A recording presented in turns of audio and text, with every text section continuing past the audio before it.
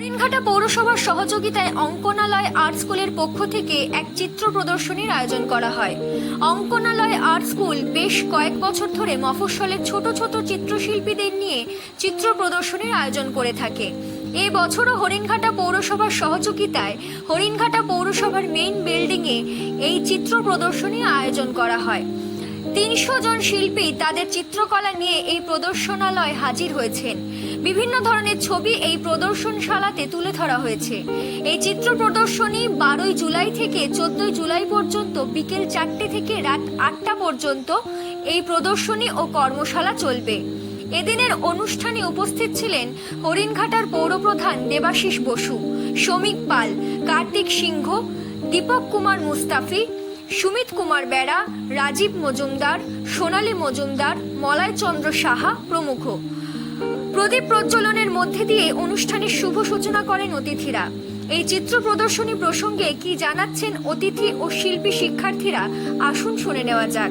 আজকে আপনাদের এই আর্ট এক্সিবিশন আপনাদের সামনে ঘুরে দেখাবো এবং কি কি ধরনের ছবি তুলে ধরা হয়েছে এই আর্ট এক্সিবিশনে, সেই ছবিগুলো। সবসময় একটা বিষয় মনে রাখতে হয় যে ছবি কথা বলে, অর্থাৎ ঘড়ির কাঁটাকে যদি দাঁড় করানো নাও যায়, কিন্তু ছবি দিয়ে কিন্তু সেই ঘড়ির কাঁটা দাঁড় করানো যায়। ছবি ভালোবাসাকে তুলে ধরে, ছবি বিরহকে তুলে ধরে, ছবি বাস্তব জীবনের সব রূপকেই বিভিন্ন আঙ্গিকে ফুটিয়ে তোলা হয়। এই যে মফস্বল অঞ্চলে ছোট ছোট শিল্পীদের নিয়ে, ছোট ছোট ছাত্র ছাত্রীদেরকে একত্রিত করে যেটি আর্ট এক্সিবিশন করা হচ্ছে, সেই আর্ট এক্সিবিশন প্রসঙ্গে তারাই কি জানাচ্ছেন। এবং তার পাশাপাশি যারা বিগত 2 বছর ধরে এই আর্ট এক্সিবিশনের সঙ্গে অংশগ্রহণ করছেন, নিজের প্রতিটা বিষয়ে নিজেরা হাতে নাতে দেখছেন, খুঁটিখাটি দেখছেন, সেই আর্ট এক্সিবিশন প্রসঙ্গে তাদের অনুভূতিটা কিরকম, আগামী দিনে এই আর্টকে নিয়ে তারা কি করতে চায়, এবং যারা এই আর্ট অর্থাৎ এই চিত্রের জগতে অর্থাৎ আর্টের জগতে আসতে চাইছেন, তাদের জন্য তাদের কি বার্তা থাকবে, বিস্তারিত জেনে নেব তাদের মুখ থেকে। এই প্রদর্শনী নিয়ে বলার যেটা হচ্ছে যে এটা খুবই উৎসাহব্যঞ্জন ব্যাপার যে এইটা এতদিন হয়নি কেন, সেটাই বিস্ময় আমার কাছে।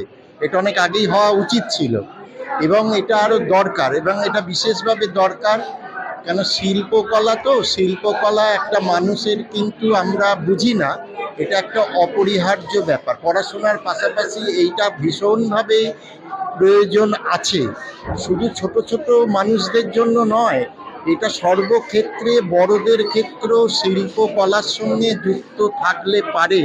আপেক্ষিকভাবে হয়তো আমরা বুঝি না যে এটার কী প্রয়োজনীয়তা আছে, কিন্তু এটা সর্বোপরি প্রয়োজন আছে। একটা মানুষ হয়ে ওঠার সুস্থ মানসিকতা, সৌন্দর্যবোধ থেকে আরম্ভ করে একটা সত্যি মানুষ হয়ে ওঠা যায় এই শিল্পকলার ভেতরে থাকে। আসলে এই অনুভূতিটা একটা ভেতর থেকে আসে। আমি রাজনীতিতে আসার আগে খেলার মাঠে ছিলাম, আমি ফুটবলটা খেলতাম, জেলা স্তরে ফুটবল খেলতাম, বেশি দূর পর্যন্ত না। এরপর নাটক করতাম। সেই জায়গা থেকে ওই যে ফেলে আসা আমার দিনগুলো, তারপর যখন আমি প্রশাসনিক জায়গায় এসেছি, আমি ফেলে আসা দিনগুলোকে ভুলে যাইনি। তাই আমার এই প্রশাসনিক জায়গায় আসবার পর আমি সবাইকে উৎসাহিত করি, আমার হরিণঘাটায় এগিয়ে যাক, খেলার মাঠে ছেলেমেয়েরা খেলুক, ছেলেমেয়েরা আঁকুক, গান গাক, কবিতা আবৃত্তি করুক, নাটক করুক। এটা আমার একটা ভেতরকার সুপ্ত ইচ্ছে। যারা অর্গানাইজার রয়েছেন, দেখা যায় সকলেই কিন্তু পড়ুয়া, এখন সেভাবে সমাজে নিজেদের পরিচয়, তাদের জায়গায় যদি এত বড় একটা প্রদর্শন, তাদের উদ্দেশ্যে কি বার্তা থাকবে? না, তা ওই জায়গা থেকেই তো আমার এখানে আসা। এই স্বভাবতই আমরা যখন এদের বয়সে বিভিন্ন কষ্টের মধ্যে দিয়ে আমরা এই কাজগুলো করতাম, তখন ওই ভেতরের যে যন্ত্রণাটা আমার রয়ে গেছে। তাই বলছি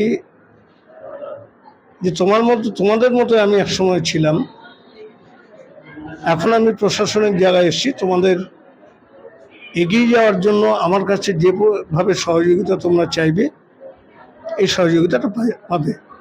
আগামী দিনে শহরতলি যারা খুঁজে পড়ুয়া রয়েছে, যারা শিল্পের সাথে নিজেদেরকে যুক্ত করতে চায়, শিল্পকলার সাথে যুক্ত, তাদের জন্য আপনাদের কি কি ব্যবস্থাপনা থাকবে পৌরসভা থেকে এবং ব্যক্তিগত স্তর থেকে যদি বলা যায়? না, তাদেরকে এগিয়ে নিয়ে যাওয়ার জন্য যে ধরনের সহযোগিতা আমরা তো এটা করছি, তার সঙ্গে সঙ্গে কেউ যদি ব্যক্তিগতভাবে কোনো সহযোগিতা চায় তার পাশে দাঁড়ানোর চেষ্টা করব। এটা আমাদের অঙ্কনালয় আর্ট স্কুলের দ্বিতীয় বর্ষ। 2022-এ একবার আমাদের এখানে এক্সিবিশন অনুষ্ঠিত হয়েছিল, তারপর মাঝখানের বছরটি কিছু সমস্যার জন্য এখানে অনুষ্ঠানটা হতে পারেনি, তারপর আজকে আবার এই অনুষ্ঠানের সূচনা হলো।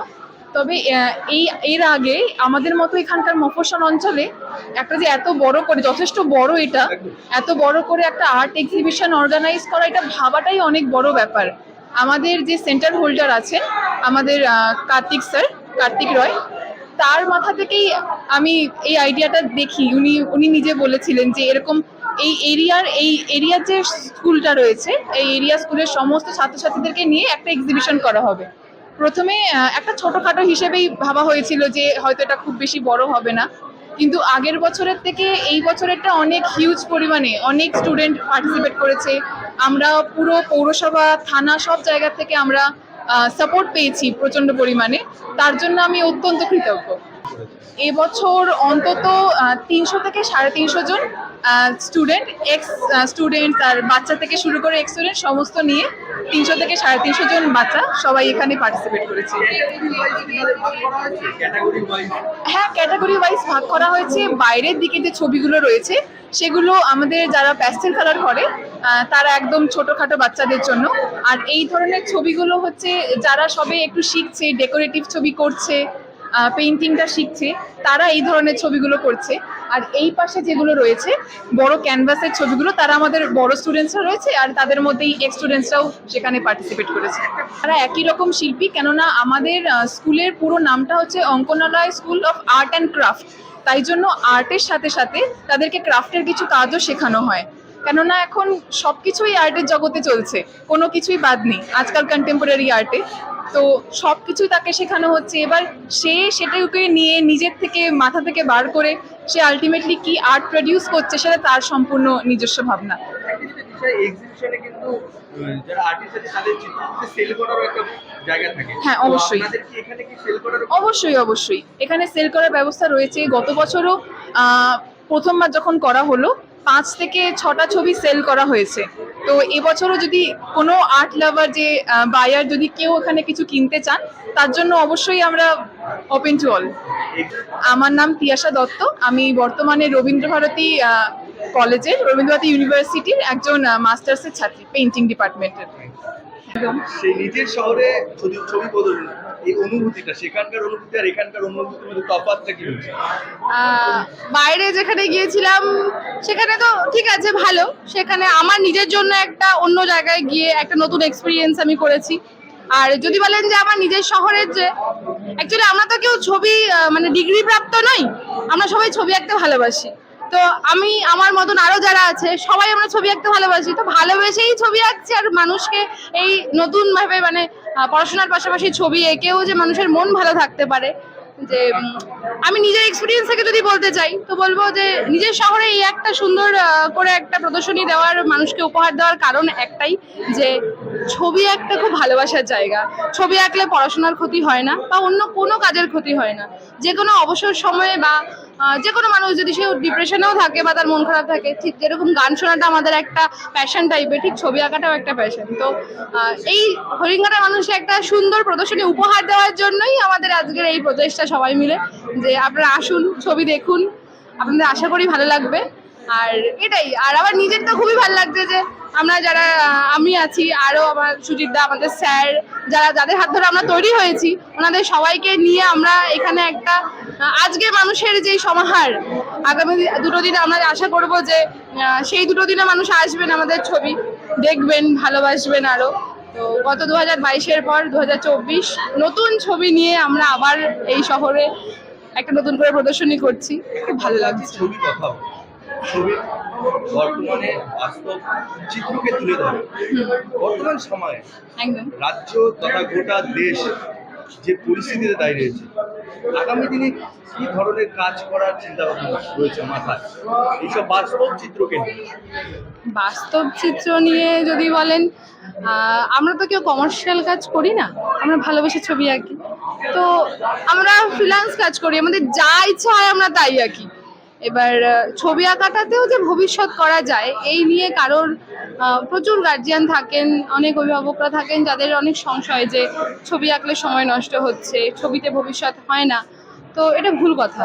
মফস্বলে বলি কি সেভাবে কমার্শিয়াল কাজ এখন সেভাবে পাওয়া হাতে আসছে না? না, ব্যাপারটা এরকমও নয়, সবাই মিলে কাজ করি তো ওই হচ্ছে এখন দিয়ে। তাহলে দেখা যাক বাকিটা নিজেদেরকে আরো ইমপ্রুভ করতে পারলে হয়তো আরো ভালোভাবে কাজ হবে। নাম আর পরিচয়? আমি তিথি দেবনাথ। এই জিনিসের ছবি বাছা বলতে যে যেরকম ছবি করতে পারে সব রকম ছবি এখানে রয়েছে, ঠিক আছে? কারণ মনে কোনো এরকম নেই যে এই রকমেরই ছবি দিতে হবে। যে যেরকম কাজে পারদর্শী সে সেরকমই ছবি দিয়েছে। সব স্টুডেন্টদের থেকে ছোট বাচ্চা থেকে একদম সবে আঁকা শুরু করেছে টিচার পর্যন্ত সবাই এখানে ছবি দিয়েছে। সব রকমের ছবি এখানে রয়েছে। যারা আসবে যারা দেখতে আসবেন তাদের জন্য আপনাদের তরফ থেকে কি বার্তা থাকবে? এক্সিবিশনে আমাদের সবার জন্য সাদরে আমন্ত্রণ রয়েছে। সবাই একদম সবাই মিলে আসতে পারে, তাদের বাচ্চাদের নিয়ে আসবে। তারা যে বিভিন্ন মাটির কাজ, মাটির পাত্রের কাজ রয়েছে, বিভিন্ন ধরনের বিভিন্ন মাধ্যমের ওয়াটার কালার থেকে মোমরং থেকে শুরু করে acrylic, dry pastel, Chinese Singh, যত রকমের ছবির প্যাটার্ন হতে পারে সব রকম এখানে আছে। তারা যদি বাচ্চাদের নিয়ে আসে তারা বুঝতে পারবে যে ছবি কত রকমের মাধ্যমে হতে পারে, কি ধরনের ছবি হতে পারে। সব রকমের ছবি এখানে রয়েছে। তা ছবি এমন একটা জিনিস এখনকার দিনে সবার মধ্যেই রয়েছে যে ছবি ছাড়া কিছু হয় না। মানে আঁকা শিখতে পারলে তার মনে যে মানসিক শিল্প সত্তাটা সেটা প্রকাশ পায়। তো এখানে আসলে তাদের খুবই ভালো লাগবে, তারা অনেক কিছু শিখতে পারবে। তা সবাইকে চাই সবাই যেন অবশ্যই এখানে আসে, আমাদের এই জিনিসটা দেখলে তাদের খুবই ভালো লাগবে। দেখতে পারি সেখানে কিন্তু বড় বড় ক্রেতা অর্থাৎ যারা ছবিকে ভালোবাসে একদম, তারা একদম। আসে। হ্যাঁ। সেই জায়গায় দাঁড়িয়ে মফস্বলে এই ছোট্ট শহরে দাঁড়িয়ে মফস্বলের মধ্যে এই যে এক্সিবিশন কতটা সাফল্যতা পেয়েছেন অতীতে আর কতটা পাবেন মনে করছেন?